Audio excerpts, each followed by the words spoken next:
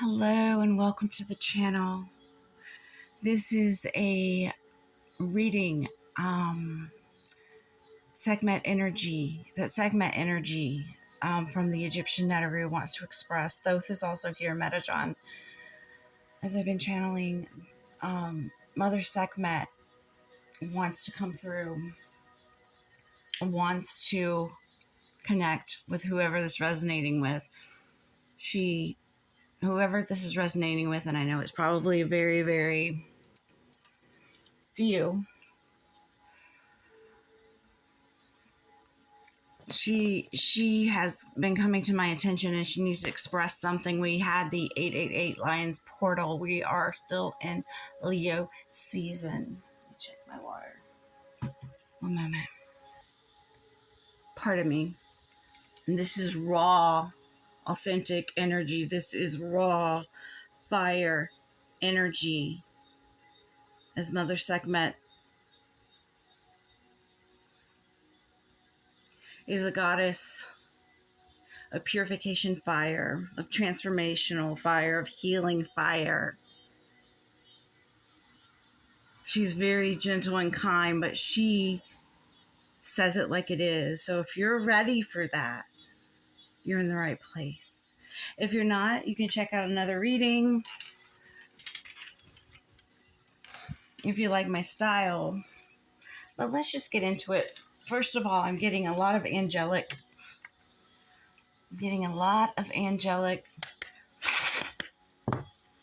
energy here, so I want to pull from my Angelarium and the angel gods and goddesses. I hope you're doing well, and I thank you for being here and joining me and sharing this high vibrational energy of, Mother Sekhmet. One of the legends is that when the people started to question Ra, she came forth and she in an Aries kind of energy wanted to show the people how powerful Ra's energy was, and that she was a creation of Ra, and Ra is a creation of the divine source creator. And she turned, I'm sorry about that. She began to slaughter and burn away all the lush greenery in Egypt and let people know that they were dealing with a powerful energies from the beyond, from beyond time and space, that were there to actually help them. But she had a bit of a temper. She had that Aries energy. And to get her to stop slaughtering in the name of Ra, to defend Ra, her father, and possibly her lover, because they had to mix it up back in those days. They needed to create humans, and they mixed it up with humans. Like there were hybrids, what some people might call mutants.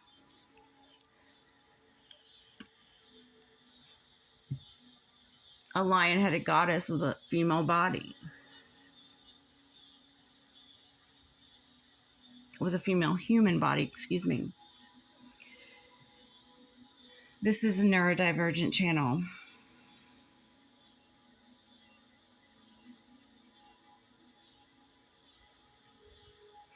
I'm looking at these cards. Angel of Mercy, right leg endurance, Angel of Snow, something about the winter. Maybe you're in your winter season. If you're on a different part of the globe, your right leg is your strongest leg. It is going to show you what endurance is, not just physicality wise. I don't know why I said it that way. I could have said physical. But also spiritually, mentally, emotionally. You are someone who is very right-handed, right leg, right dominant.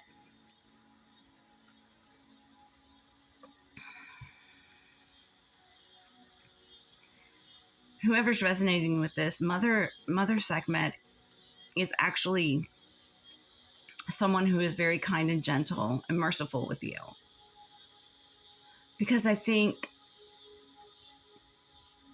there's a mirror aspect going on with this, which is really beautiful. Like, you could possibly be a descendant of the Lyran. Irma is another name that they give the cat.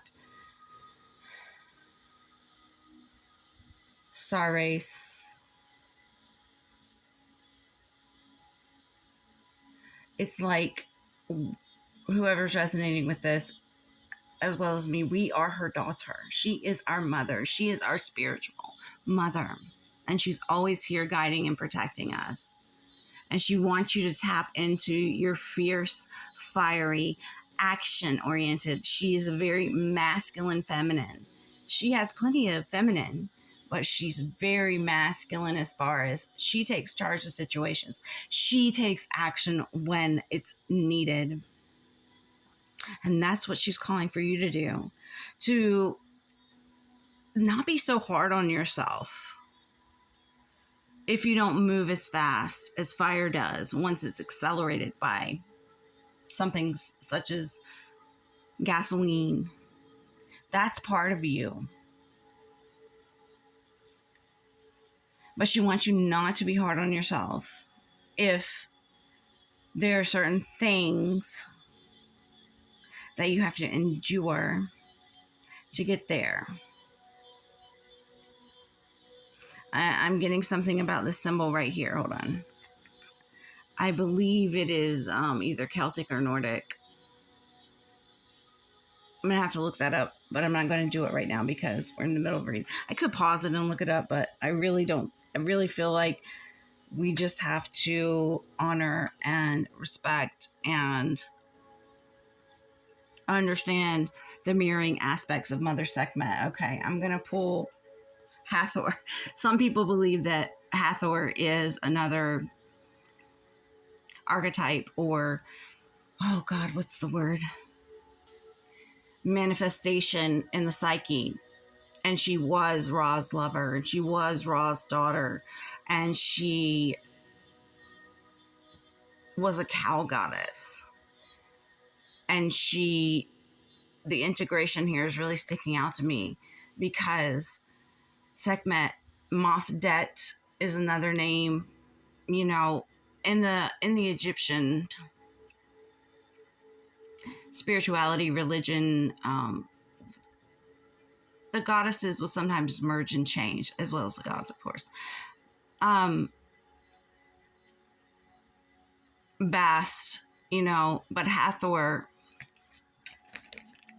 was also known as the one who got upset and then transformed into her lion goddess form of Sekhmet to defend Ra, to show the humans that they were powerful. They were there to help, but they were not just light and love. They had a dark side too. They had temperament like us. They had triggers. They had trauma. They experienced a lot of things when they exploded from the source creator. Let me find Mother Sekhmet. Actually, I don't want to do that. I'm just going to clear the cards. Divine source creator and all the energies that I just saw Bast in the break that guide and protect anyone who receives this message, who needs to receive this message, who feels like they have a connection with Mother Sekhmet. I didn't know who she was, and this is just about me, but sometimes disclosure helps people to relate. It was back in 2020. And I was meditating and getting deeper into my meditation rituals. And suddenly what popped up was this vision of this lioness goddess laying on like an antique, I don't know what it's called. I don't know that. Okay, did you hear Alexa? I was trying to get the name of it and I always forget, but it's like an antique type of couch. It had satin on it. She was laying on her side. She was looking at me with almost a Mona Lisa, like peaceful, neutral kind of face. And she had a white gown on. And about 2 months later, I was talking to a friend about spirituality, and we were talking about things that we had, envisioned in meditation, things that pop up through our third eye. And I asked him, I said, have you ever seen or do you know of, this vision, this person, this hybrid person? And he hadn't. And, I don't know why I didn't do it earlier, but I was like, oh shit, Google, So I Googled it and I found out it was Mother Sekhmet. And I've always been connected to Egyptian things. I'm a retired Egyptian belly dancer. So I got very into her energy and she helped me through some very hard times when I was dealing with a lot of strange stuff. So you may be dealing with someone or something that you need her healing, transformational, fiery. You may feel like burning shit down right now, but it's not for you. Strangely, we didn't get Sekhmet at all. I wanted to read about her. Actually, I have a book here. It is not from, I'm just going to pull her out. It's not from, oh, there she was, second card. Boom! Riding on a chariot of snakes. Transformational energy. The Oberus is coming to me, number 7, which is a very spiritual number. We also have Noom. You are creating a new you, and she is assisting you. Okay, I'm going to read you a little bit about Sekhmet from Nikki Scully's Sekhmet Transformation in the Belly of the Goddess.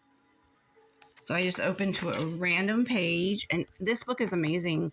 She has visited, and she has all kinds of pictures and descriptions of her journey with Sekhmet. And I'm just going to pick a random section. As darkness falls, Sekhmet sniffs the night air, and you feel it circulate throughout your now fully liquid being. As you experience this sacred temple through Sekhmet's eyes, you come to recognize that her breath and all of her senses are felt by you as she moves through this temple. This was her experience when she went to Sekhmet's temple in Egypt. It is through the depth of your connection with Sekhmet at this time that your senses begin to awaken further. At the same time, you're keenly aware that you and all the juicy morsels from your bundle and twine are nourishing every cell and molecule of this goddess. You can also tell how she discerns what goes where. Nice Virgo energy, which parts of you will go back into yourself, which will build her body and her strength, and which will be separated out to be extradited. I have to keep reading. As Sekhmet moves through the temple, she comes to a large courtyard surrounded by numerous pillars, many of which have doves nesting in their capitals. It is here that she stops to lie down on a rounded boulder that gently rises up through the paving stones near the entrance to the courtyard. Take a few moments to focus on the beating of her heart. In the quiet stillness, you can feel not only the rhythm of her heart, also how each beat moves the stew that is gestating in her belly. The flame in her heart creates bright kaleidoscope patterns that glow in the darkness. As you breathe the heart breath, the patterns brighten and you resonate with the thrumming of the heart of the goddess. Simply rest and pay attention. And of course, write in your journal. Okay. That is really beautiful. And I really feel with the Sobek and Horus, it's kind of like you are looking at your shadow and you're making friends with your shadow. You're making friends with things that actually do not always resonate with you. And that's okay, because that's part of the journey. We have to experience things that are adversarial.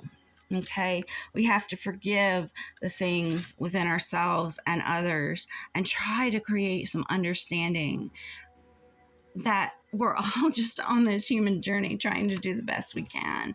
You are creating a new you. You may feel like a new you. You know, what do we got here? Higher love and wisdom. Hathor, once again, Set and Wadjet. Absolutely. It's kind of like this card is combining everything in your psyche, everything that you love, cherish, want to indulge in, the things that you don't like, but you're kind of like, hey, it's just part of me. And then allowing this transformation. And if you don't do it, it's going to be done for you. That's what Wadjet, that's a big message from Wadjet. And we are on the brink of eclipse season, and we just had the first supermoon in a series of 4. The moon, you may resonate very much with the moon. You may be Cancer, sun, moon, rising, Venus, and that is just something. There's going to be things happening, things that are very, very significant, things that are going to help you grow and learn. And oh, it's beautiful. And alchemize earth, air, fire, water, because you are connecting with the ethereal world. You're connecting with your sixth sense. Wow, it's just a lot. So I'm going to leave it here for you to process. Look back on it later if you felt anything. And as my channel is growing and evolving, I would love a thumbs up. Subscribe if you want to see more. Comment if you resonate. I would love to get conversation going on this channel. And I'm sending you so much love and letting you know that Mother Sekhmet has your back. See you next time.